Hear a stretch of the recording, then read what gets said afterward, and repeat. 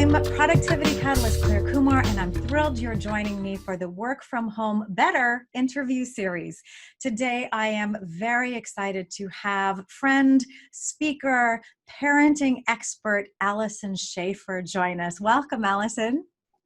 Well, thank you so much for hosting all these series and for inviting me on today. This is a great topic for parents. Oh, it's so timely. I want to just tell everybody a little bit about who you are. They probably have seen you already. If they've watched Marilyn Dennis for any length of time, you've been an expert there for years.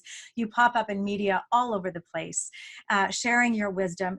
Your Instagram channel, Alyson Schafer on Instagram, daily sanity saving tips for this COVID period, COVID quarantine, right? Yeah. You've been, sharing a minute or two of incredible, useful, powerful insights. Not only is she contributing to media all the time, Alyson is a 3-time author. Her most recent book, Ain't Misbehaving. And so look for Alyson's books, but I want to dive right in now, Alyson, to the topic we're going to talk about today is how we're managing through this long, hot in Toronto right now, summer, while we're trying to get things done with kids at home. And I wanted to first talk about, one of the biggest challenge any summer, whether you're trying to work or not, especially now without camps in full swing, without the ability to do what we would normally do. What are we doing with kids who say, "Mom, I'm bored"? I'm bored. I know. Well, it's what a great jumping off point.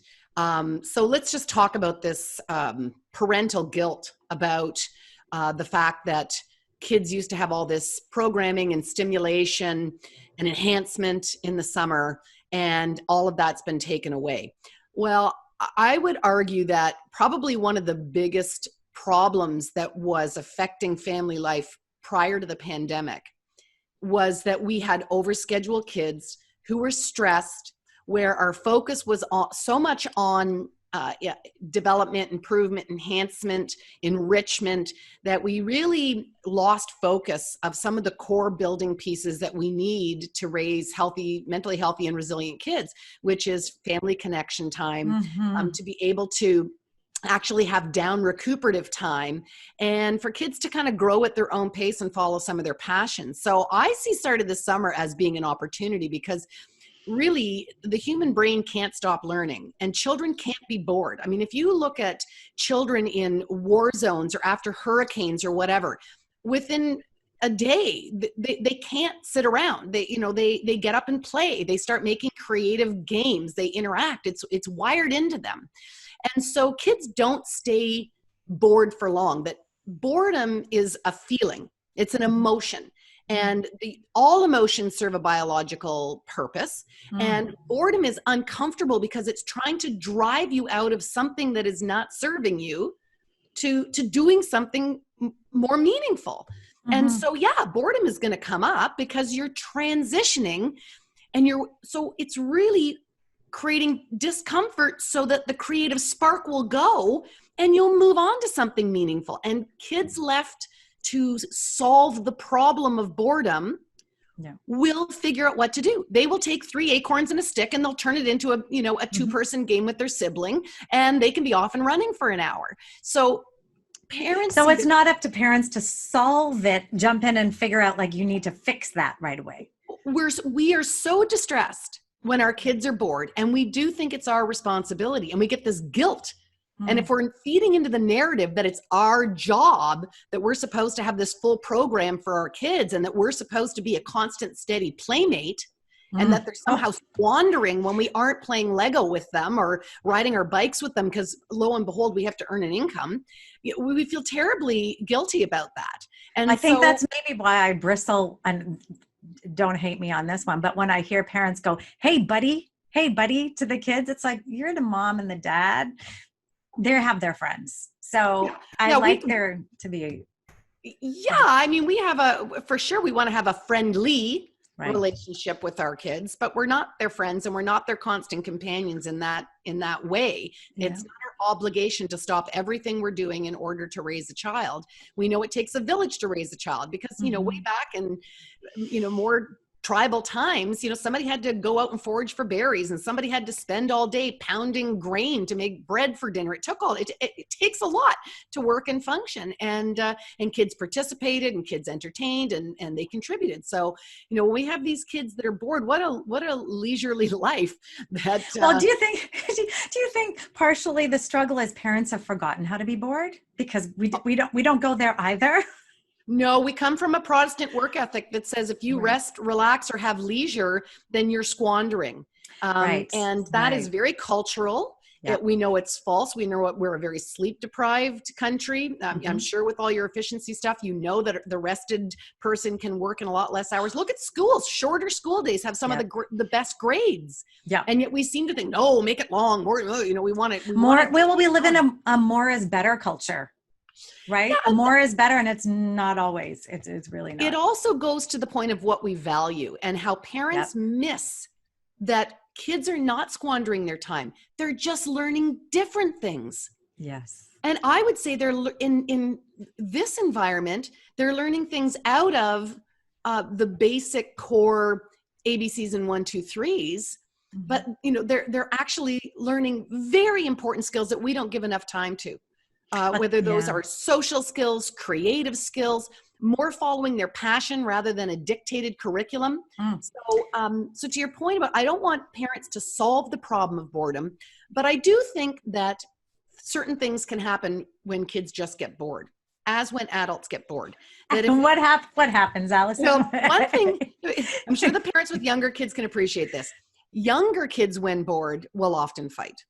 That siblings. So, and why is that? What is that? So they're uncomfortable because they're bored. They're trying to relieve the discomfort of being bored, and they go to fighting because pestering your sibling is easy. So I'll just go by and I'll push him, and he'll interact with me by saying, hey, don't do that. And then you'll say, those are my bubbles, and they'll get into a little bit of a row.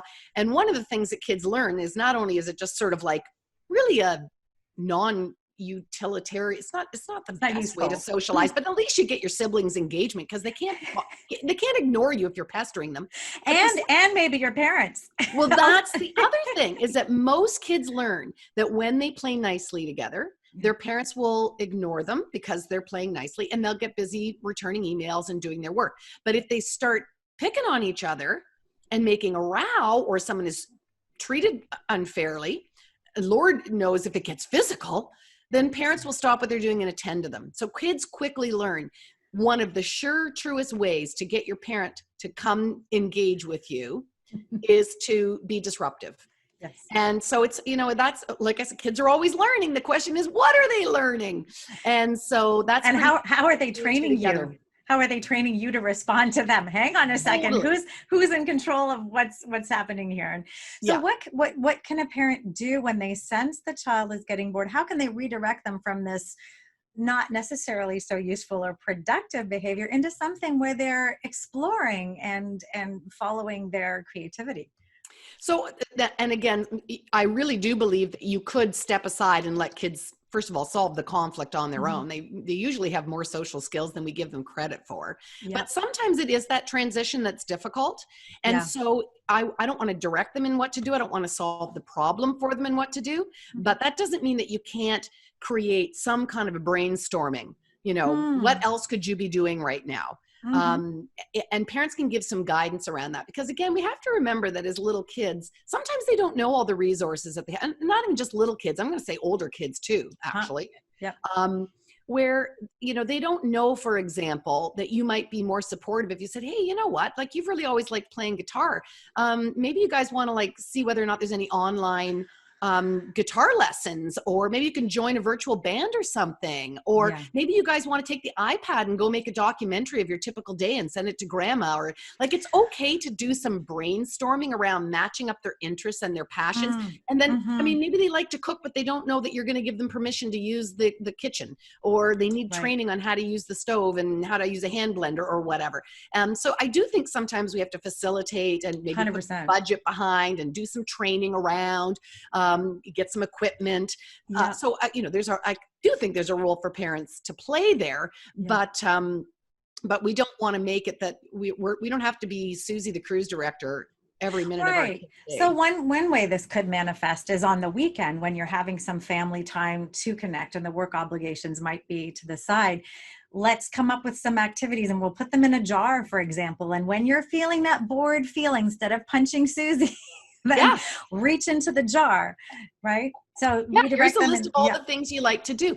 And yeah. again, going down to like, how are we going to fill this day? And I don't know if you've experienced this even as an adult, when you haven't made plans Ah, and you wake up and you're like, it's actually a bit stressful. yeah, There's almost too many options when you have nothing planned. So as yeah. parents get so allergic to this idea that you should schedule a kid, either they have this wonderful feeling of freedom that they remember being Tom Sawyer and drifting through the summer and never having anything planned. And or they don't want to be pegged in. Some people really don't want to, but I really do believe that Yes. there is value to having some kind of structure Yeah. shared with kids. You can deviate from the structure, but I think you're asking for more problems from kids and don't appreciate how much psychologically kids feel security when they have a structure, and how they will bug you less if you have a structure. If they know they're going to get 100%. iPad at 4:00, they're not going to spend the whole day going, mom, mom, mom, can I play? Mom, mom, mom, can I play? If they know every day at 4:00, that is my slot. They will the question is answered. Intention has already been covered. So I know when to direct my attention to it at a specific time. It's bringing up a couple of thoughts. I mean, this hit for us before our March break in Ontario, where you and I are. And I sensed the first couple of weeks where everybody was exhaling, catching their breath, feeling fabulous not to have anywhere to be at a specific time. And if you can fall in love with that feeling, and then all of a sudden, like you said, you feel very uncomfortable because the structure gives you just something to bounce off in your days, adrenaline to complete a task before that next commitment. And it varies. I would say it varies very much from individual to individual. There are a lot of people who resist structure because it feels very constrictive. And there are a lot of people who want a lot because they feel safe. So choosing the structure and understanding for each individual what the commitments need to be. I have a free download that I put together to deal with all of this work from home situation. Talks about capability and capacity as two things to understand first. And especially with children, our cognitive capacity is different. Our capabilities for chores is growing all the time, moms and dads. So be amending that, what the kids can do list, but figuring out what commitments each individual can subscribe to. That's the starting off point then to figure out what do we want to actually put in a structure. And I suggest people co-create it. So. Yes. Oh, so important that if you want children to be cooperative, and you want them to stick within the agreements that the family's making, they have to have a voice in how those agreements came to fruition. We have to hear them out. We have to do it collaboratively. And I think that where maybe parents make the mistake is that they might think, oh, I don't like structure, or I don't want to have a schedule. But the truth is, you wake up every morning with stuff in your mind. You're saying, I got to wash the car. I got to return those 3 emails. I got to get that project done. I got to hit the grocery store. I better get out for a bike ride. Like, you have this list inside your head. And then when your kids come and bother you for something, can you make me a sandwich? Can you come play with me? And you're like, no. Or, why haven't you cleaned your room yet? If you don't share what's going on in your internal expectation of the day, and then your child fails to meet those expectations, you're just asking for conflict. And again, here when we're talking about family harmony, we have a right to get our work done, and our children have a right to be self-determined in some of their activities. So, but we have to figure out this harmony between us. And so what is that going to look like? And so, I train my kids very early. And I recommend all parents do this too. Notice I say train, because train 100%. There's a process that goes on here. But I have a process whereby I am the first one up in the morning and I read every morning.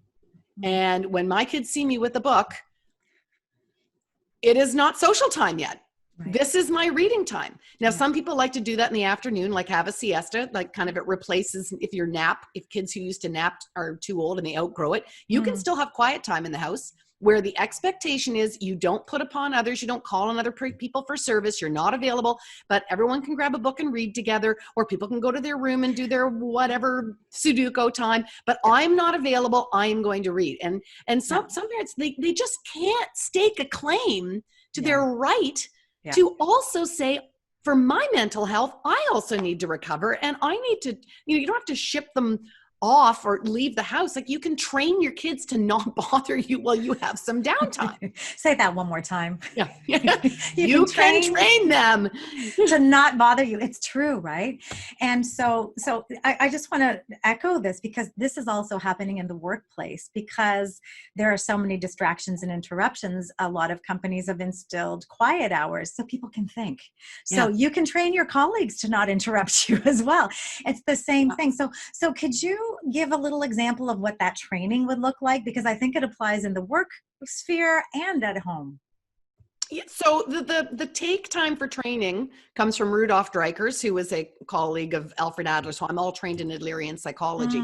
And the take time for training came out of the idea that you will spend more time correcting a child than training them properly in the first place. So whenever parents say, oh, I'm too busy, I'm just like, well, short-term pain, long-term gain. Yeah. Right. And you have to hold on to that belief. Every time that you're teaching your kids how to cook and it's taking longer, and if I just made this myself, it would be done. It's an investment, and the mindset shift is around an investment in creating great humans. And dependent children are unhappy children. Dependency is not a healthy relationship. Yeah. I remember teaching my kids, I had a kitchen counter that was broad enough that the two of them could be on the other side. They each had their own cutting board, eliminated fighting. They each had their own knife, and like they became guacamole experts, right? And it's like, we need guacamole. That's my job, right? There's pride, there's ownership, there's skill building. So it's really almost a parental misstep not to be building these skills along and offloading your work to take care of the household. Yeah. And kids feel such a sense of pride. Yeah. When they can be self-sufficient and because I think this is missing in a lot of parenting, it isn't just that they are responsible, make their bed, hang up their coat. It's also the contributions they make back to the family, which is why 100%. I think food is a great example of that, because, when they see everybody say, these cookies are so good, I love this guacamole, that altruism is part of the happy receptors in human brains come from being in the service of others. The caretaking of others is what creates the glue, that creates the bonds that make us feel tight and connected. And in our families, we ask our kids to do either nothing for other people or to contribute to the house, just to be self-sufficient. It's not enough. It's the give and take of social living. So that's where we have to train them to have these skills and then use these skills in the service of other people. Right. So certainly in, training to have that time on your own, I might not start with an hour. That might be too long for a little kid. For some kids who have never even just played alone for a minute, I might start at 5 minutes if I'm not available. I might put on a timer so that it literally goes ding.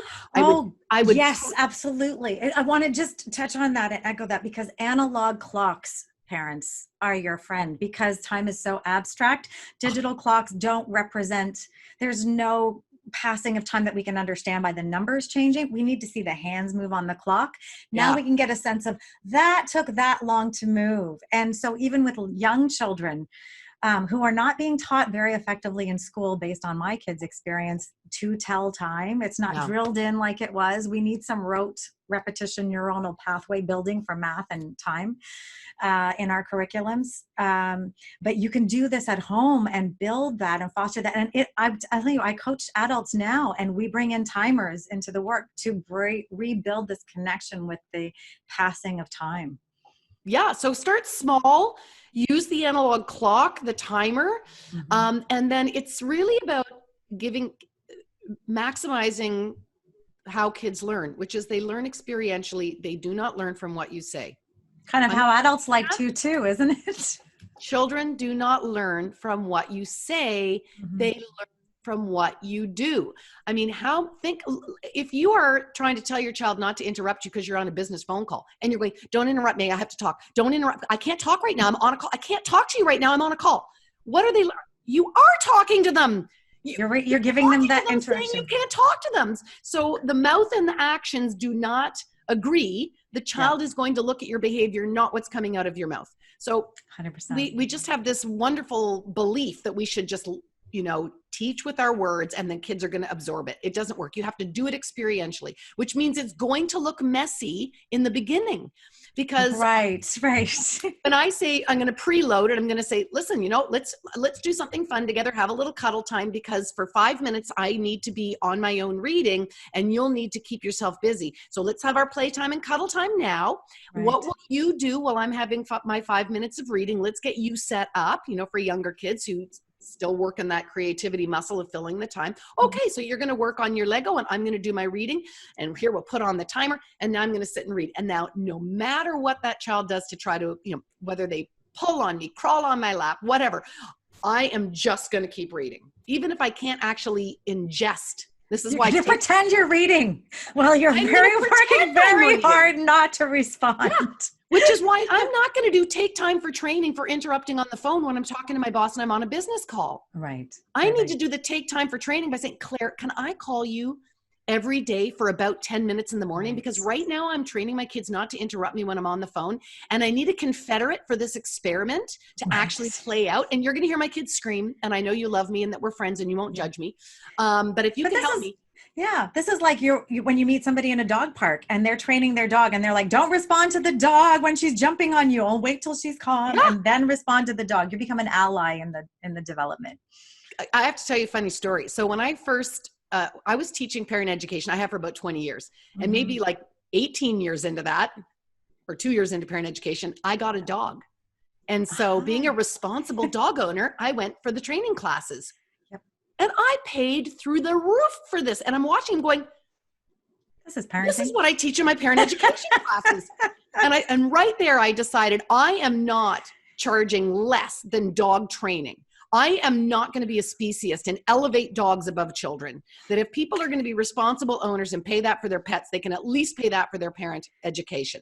Because what is the value of a quiet hour? Right? To a parent, what is the value? Like that's off the charts. That's priceless. So again, I'll just use another example. So you want to teach your kids to be able to use those little mini carts in the grocery store without ramming into everybody and running away. And if you just think you're going to scream and scream and scream and don't run with the cart and don't hit that, and you just correct and correct and correct and you never change the behavior. So we have to take time for training. We check in, we say, what do you think are safe ways to use this cart? I should walk. I should stay close. Like they know, right? So you're right. But you get them to voice it. Yeah. They love to tell you what they know. Yes. So good. Sounds like you're ready to get your driver's license for driving the cart. Now, because it's take time for training, that we're also going to say, what should happen if we run with the cart? Then I guess we'll have to put the cart away. Right. So this is the use of a logical, this is holding them accountable. So, and it's providing a clear consequence for making a choice, which they always need to feel they have. Well, they have anyways. Right. But it helps that if that's on the table, right? Yeah. I think walk with the cart, keep the cart, run with the cart, lose cart privileges. Right. So so very powerful and very clear and not that hard. So why is it? But just to wrap up though, but you got to go to the grocery store 3 times before they actually, you can't just threaten you're going to take away the cart. You have to take away the cart, which means you've just ruined your grocery shop. So you can't go to the grocery store knowing that you have a dinner party tonight. You need to go when you only have to pick up eggs and milk. And if you don't even get that far to the dairy case, so be it. You go home. But so you have to literally set up training schedules so that you are not upset in the moment. Because for me, I'd be like, I only have to do this 3 times. So I want to get those 3 out of the way. Right. And you're allowing for fail, recovery, learning to perfect it. So and it may not always be perfect, but it's going to set you on the right path. So the kids are going to be more likely to make the choices that you're hoping they'll make. Well, and then what they end up doing is, they learn something about you, not just about carts. Oh my, absolutely. They learn that 100%. you say what you mean what you say, and you Yeah. follow through firmly, meaning you do it, you put the card away, but that you do it friendly. You don't have to be like, well, I guess we don't get the card. We don't have to. God, parents just so want to just want to make a little pain. Pain interferes with learning. Now it's become personal. Now it's about you against me. We just say, oh, looks like you're not interested in, looks like we can't use the cart today. We'll try again tomorrow. Pain and anger, both. If you're raising Unneeded. your voice, people stop listening.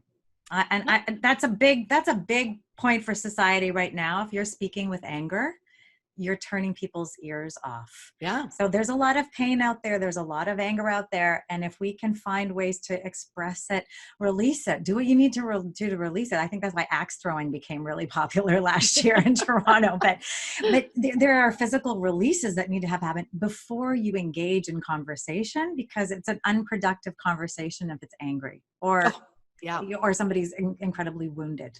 It's a different experience. So yeah, thank you for sharing that piece. The following through piece, you're right. It teaches the kids who you are.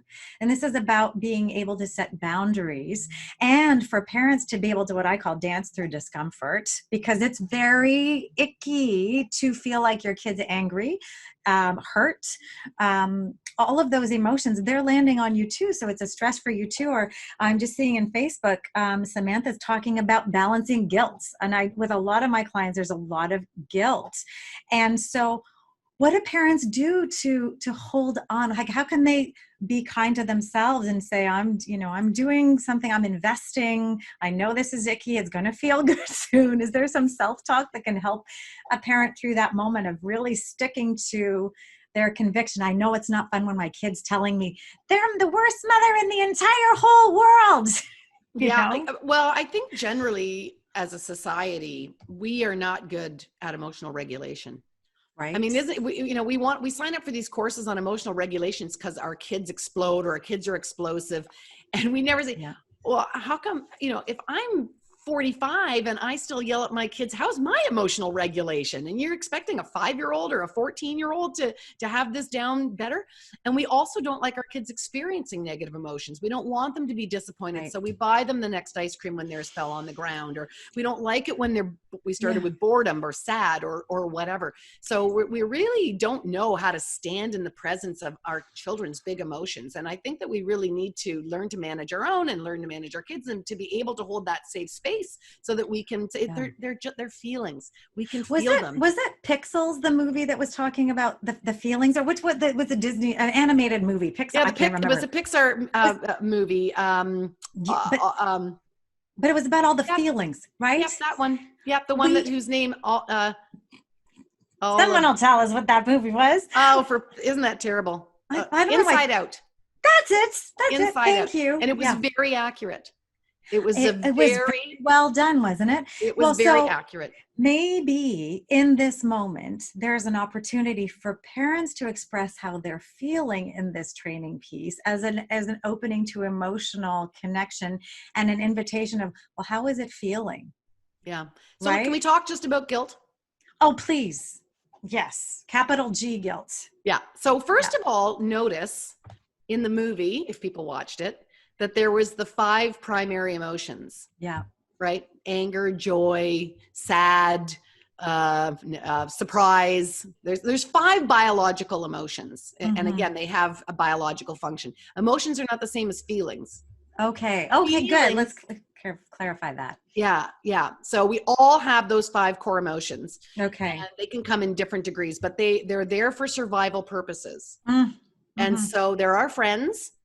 Thank you, anger. Thank you.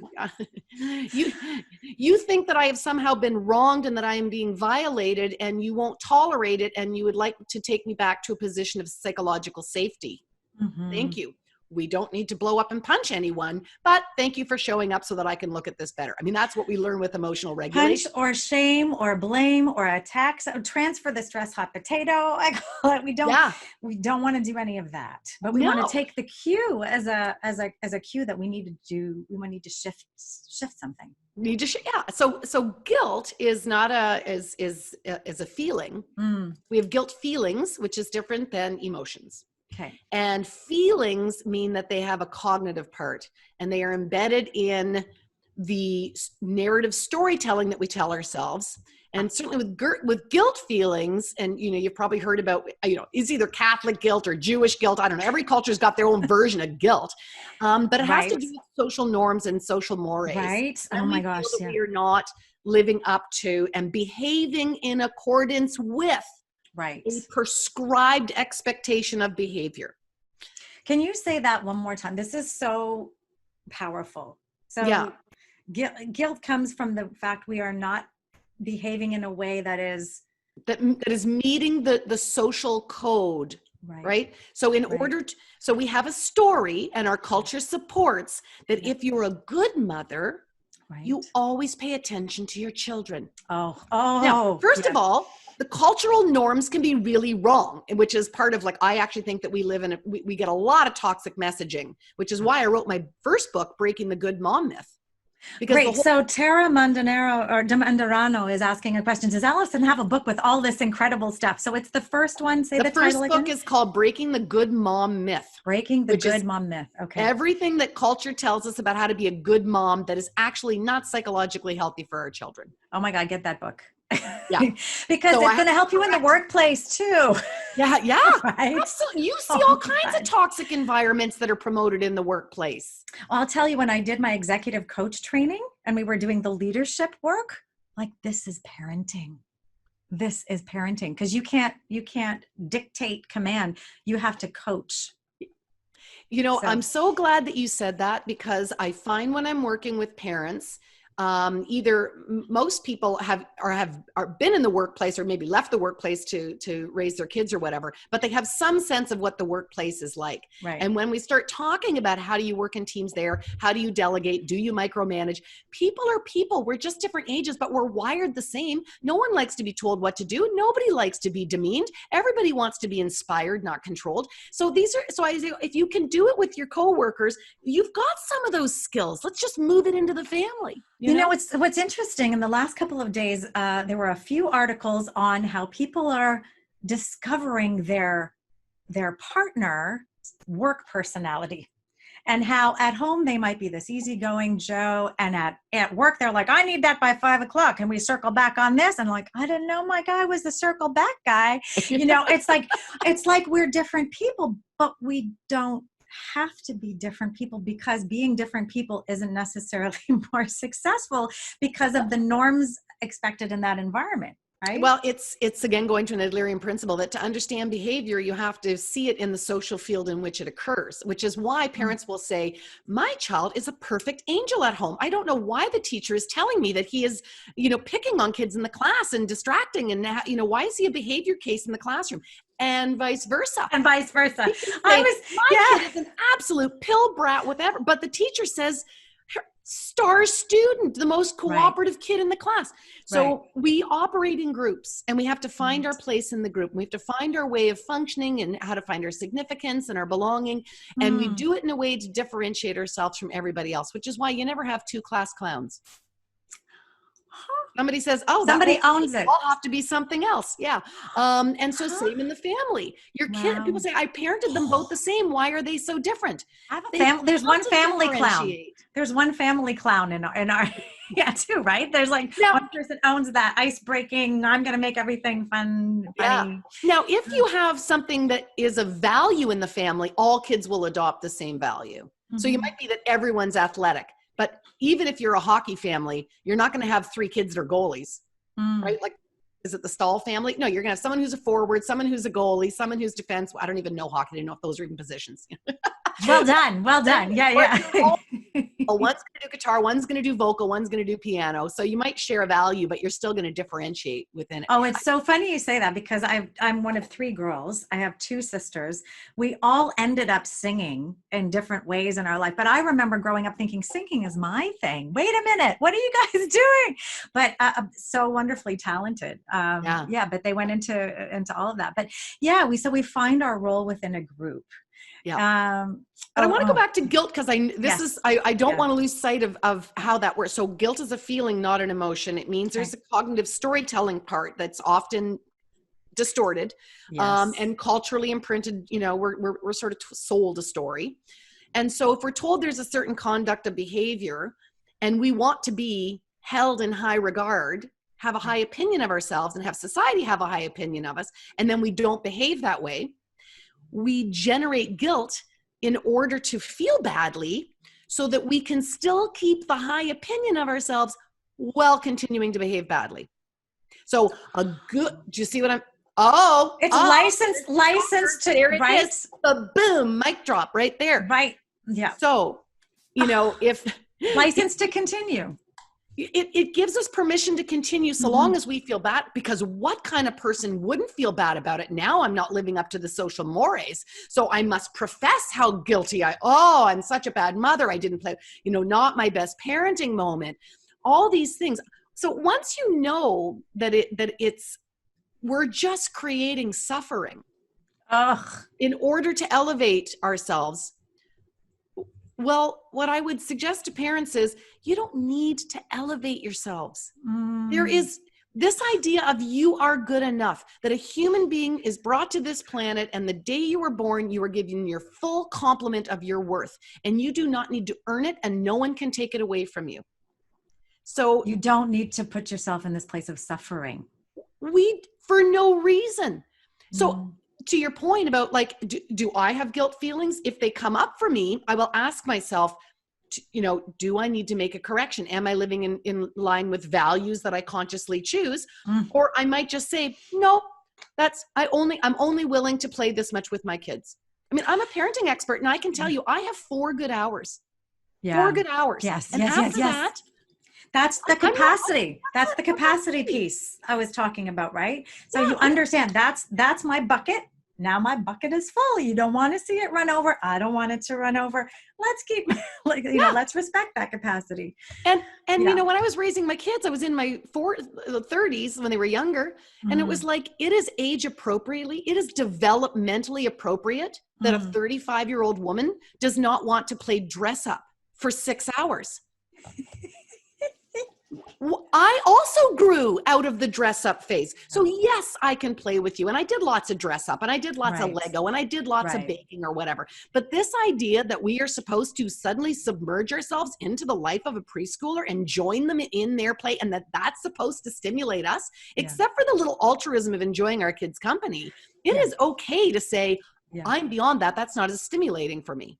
Right. And if you happen to align on something you like to do, great. But that may or may not happen. So don't feel a pressure for it too. Well, and that's why, when we look at this challenges in COVID with parents and everyone being home, we were, again, it was supposed to take a village. That when we look at research, it is,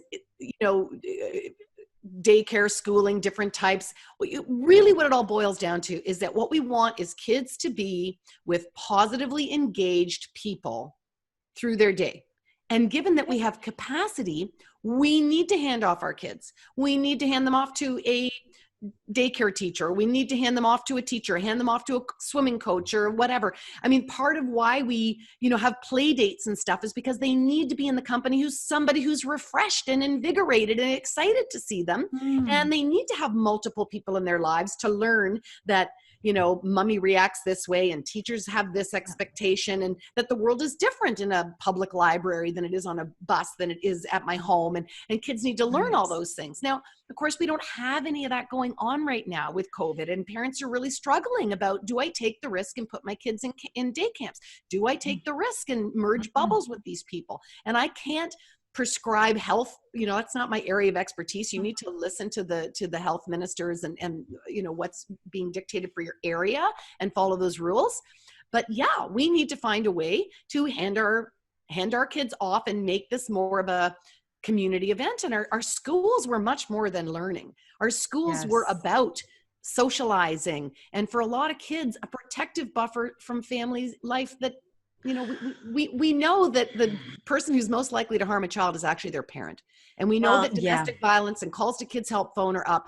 And that buffer is getting away from what can be a parent under pressure who may have suffered childhood trauma themselves, may have their own mental health and addiction issues, whatever it may be. There's always a backstory that can bring us compassion.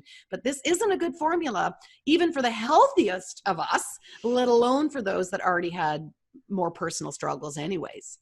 True. So we need to see how safely we can get those positively engaged experiences for our kids. So here's the creative situation that I'm saying, we got to get creative. Uh-huh. The necessity of this situation is to get creative. So Yep. instead of like, woe is me, when will this be solved? What can we do? I mean, Mhm. can you coordinate with the other parents on your street and say, look, I'm 100%. working a full-time job, but I could probably take 3 hours off and I could supervise soccer in the cul-de-sac. If you could do Wednesdays and come up with some whatever and 100%. make your own co-op. And even if it's, take time for training. If you got a kid who can't keep the 6 feet apart, they go home. Right. And Right? engage the older kids, because the older kids have a fabulous learning opportunity, and they can start leading team activities. They can be the camp counselor type, and that can start pretty young. Yeah. Oh, Uh, absolutely. Oh, yeah. Because they're sitting around bored. And, we started with when kids are bored, little kids fight. yeah. Well, when teens are bored, they drink.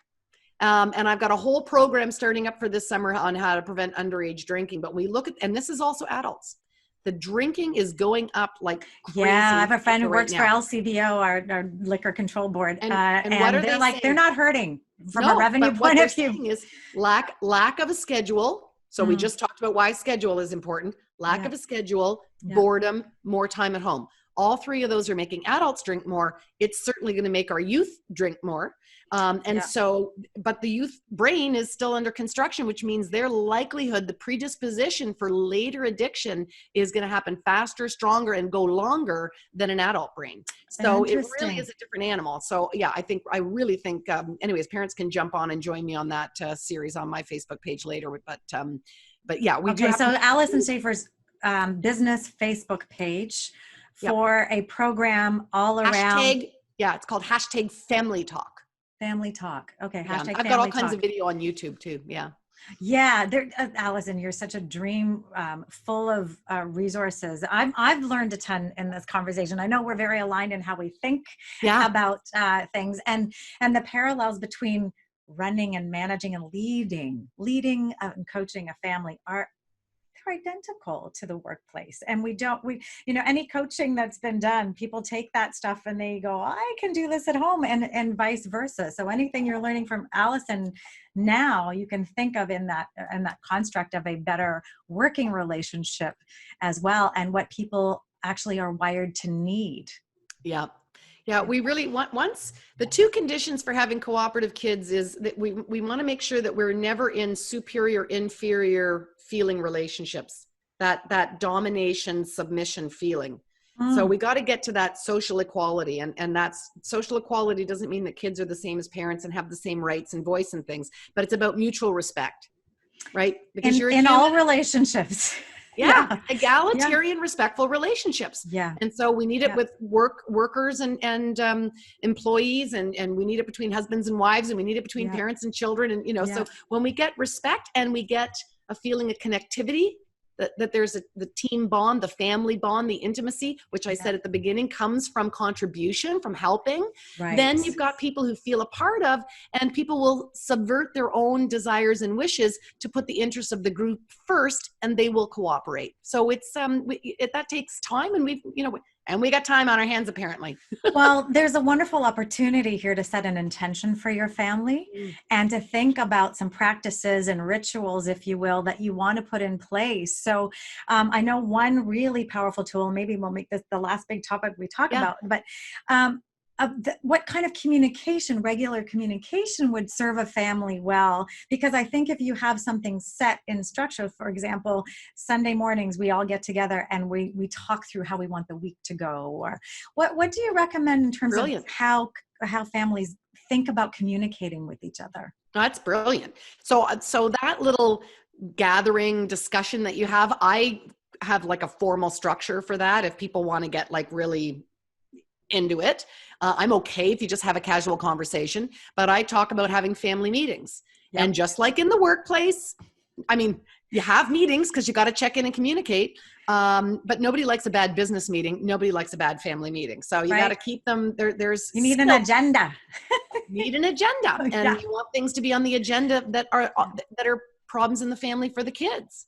And, Yeah. you know, Yeah. but it's a check-in. It can be handing out allowance. It can be scheduling for the week, you know, who needs to, you know, get to the mall to get a birthday present for an upcoming birthday party. You know, we're going to grandma's on the weekend. What do we need to organize for that? You know, it can be all just the business of the family, but it's also like, you know, how are we getting along? Right. You know, how are we doing with cleanup? How are we doing with chores? How, you know, it can have all kinds of, you know, kids put on there, we want a dog, which, can I tell you, is the reason why, unlike the workplace, we do not use Robertson rules. Because if you've got 3 children and you vote and they all want a dog and you, your partner, don't, you can't be outvoted. It's a social collective, which means you have to use consensus. Okay. So we have to come to consensus on things. Yes. No one has, well, parents have veto power.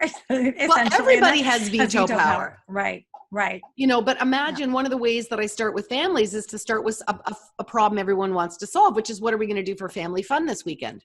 Right.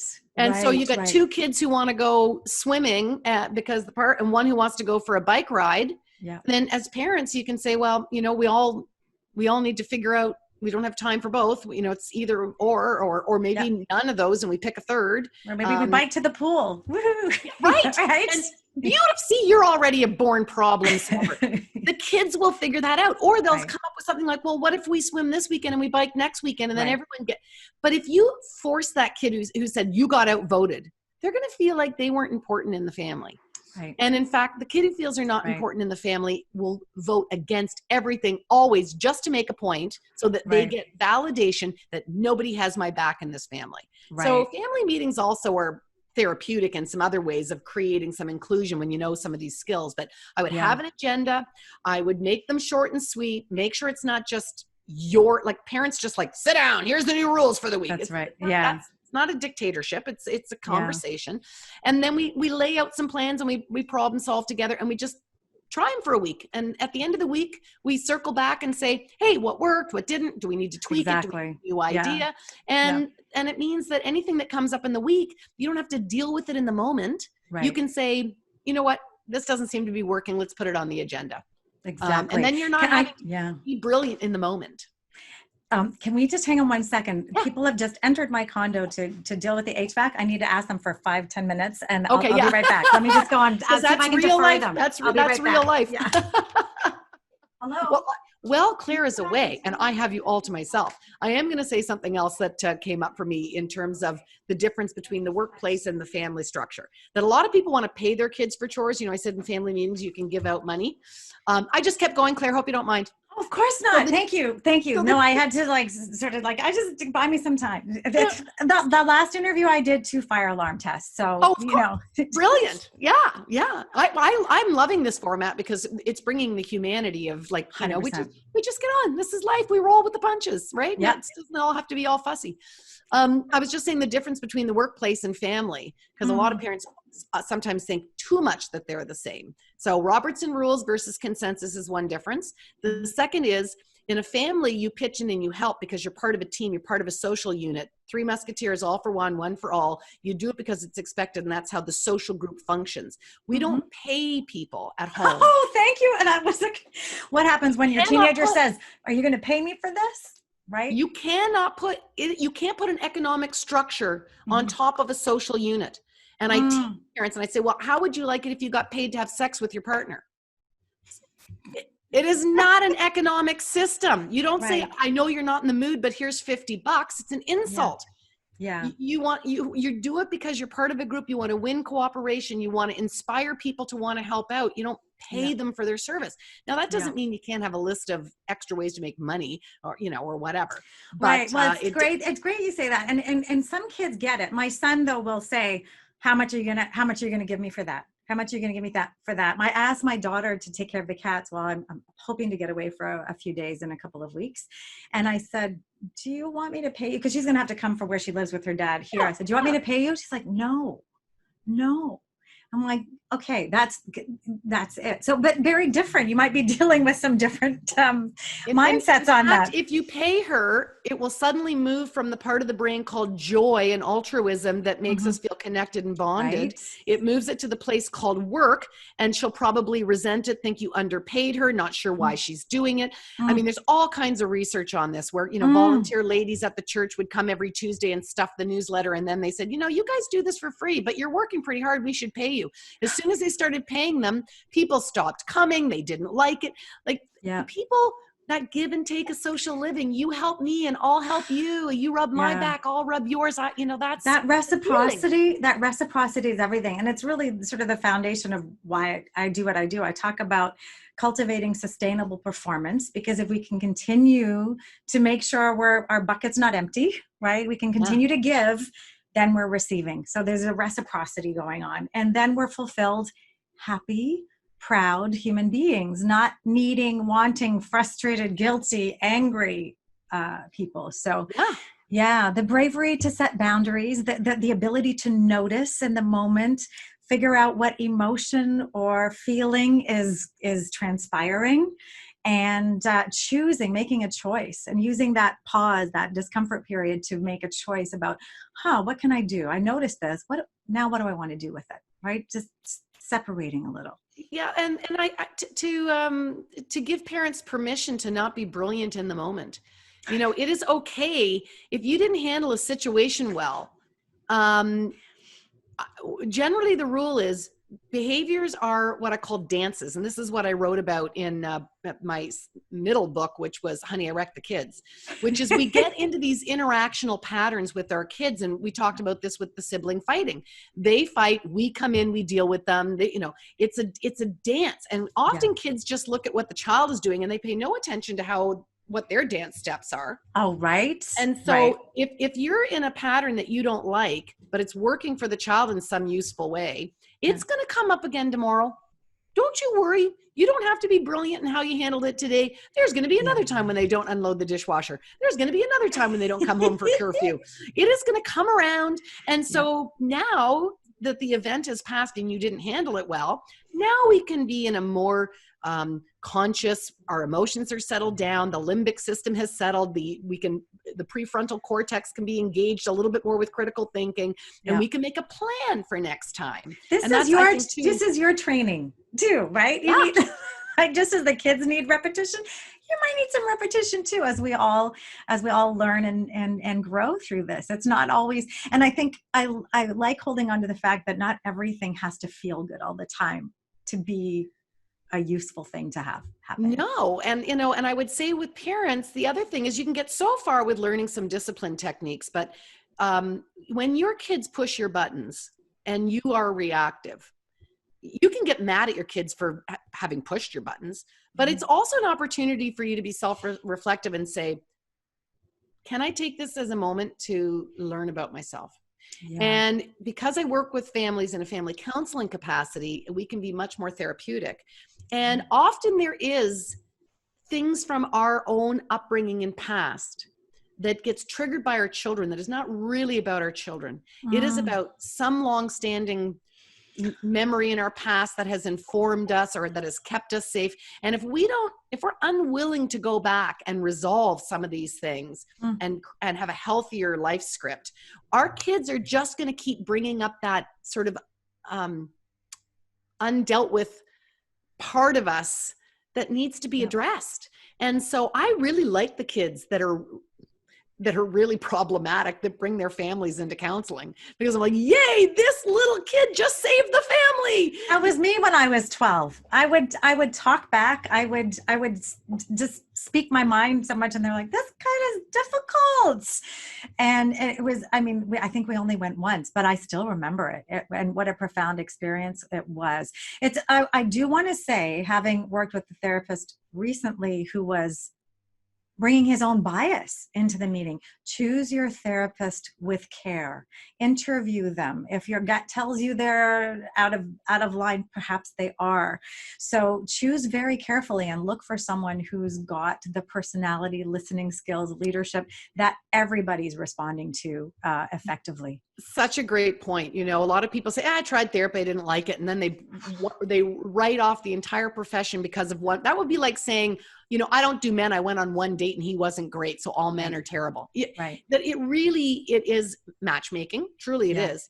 Because Yes. the research shows, regardless of theory, so my personal lens that I like to work through is Adlerian psychology, but you might have somebody else who's a cognitive behavioralist or a play therapist or an expressive, there's a million modalities.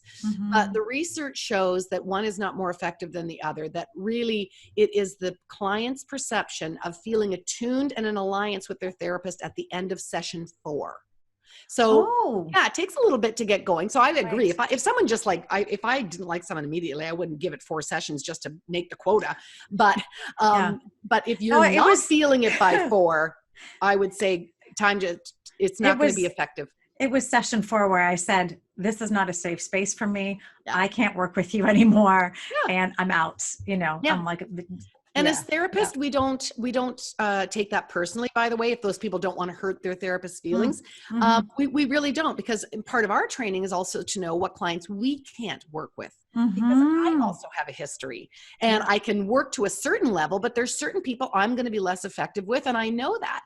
And I'm going to be on my growing edge, but some things it's like, you know what, so I always do an intake and make sure that my wheelhouse is going to meet what my client is looking for, and before we actually roll up our sleeves and get going. But for any intimate work, coaching is generally forward-looking. Therapy is digging into what happened to help me get to where I am now, and what do I want to hold on to this, or do I want to shift some things, right? So I always bounce back and forth, because I want to do, if there's a presenting problem today, I want to give you a solution so you can do differently. And I want it to be really pragmatic, but we always start with understand. If you don't understand why the dynamic is happening, you can't start throwing tools and tips and techniques. How many times have we tried that where, I try to time out for this, and I try to, punishing them with taking away the iPad here, and we're all over the place. So if you don't understand what's actually creating the dance, one tool can work in one situation, be completely ineffective in another situation. So it comes from understanding and having these tools,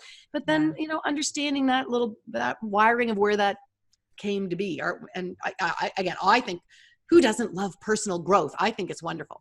Me too. This is maybe why we get along so well. I have learned so much through this, and it's made me want to investigate some things more. Your 3 books in particular, and just want to shout out to everybody now. Where can people find you? And your website. You mentioned YouTube. Give people a little the landscape of Alyson Schafer in case they want to engage with you in different ways. Sure. What does that look like? Well, first let me say my website, which is AlysonSchafer.com, spelled ALYSONSCHAFER.com. And on that page, not only is there a place to sign up for my newsletter, so I can tell you what's up and coming in the month ahead, and but it also has all my social handles. But I can tell you that I'm on Instagram and Facebook and Twitter, and all of those are branded under my name at Alyson Schafer. So she's easy to find. And I have a teen group specifically because teens are, it's a different part of development, and parents seem to chug along until they hit the teen year. So I have a special teen group that you can join. Can I just want to hit the point for the summer and teens and sleep and what their clock might look like, just so parents don't feel like theirs is the only child getting up at 2:00. Can we just touch on that one very quickly before we wrap? Yeah. So what I would say is the circadian rhythms of the body for teens switches, and they become nocturnal animals. Right. And we force them into being daytime animals because they had to go to school. But in the summer, and when they don't have online learning, and you let them go by their own biology, they stay up later. And because teens need to individuate, have privacy, have time alone, they can't do that during COVID. So they are meeting with their friends online late into the evening when 100%. That is their little private space. They're making their own little teen world at night. So we still have to supervise and keep them safe and stuff. But if your teen is up till 2 a.m. and sleeping until noon, so is everyone else. So choose a part-time job that supports that schedule, not an 8 a.m. start. Right. or one that fluctuates. So look Yeah. to support when they're going to thrive at their best and have their best capacity, emotional regulation. Otherwise, you're going to deal with a grumpy child pretty much every Yeah, day. I think parents do need to learn a lot about the changes that happen so that they don't just think it's a character flaw or disrespect. There's so much that we fuel ourselves about how we think a teen is supposed to be. Well, and we had to live in that construct of, well, I went to school at 8 o'clock and I did it, therefore. But could we understand what is natural and that everybody was molded into a corset, a time corset, if you will, That's right.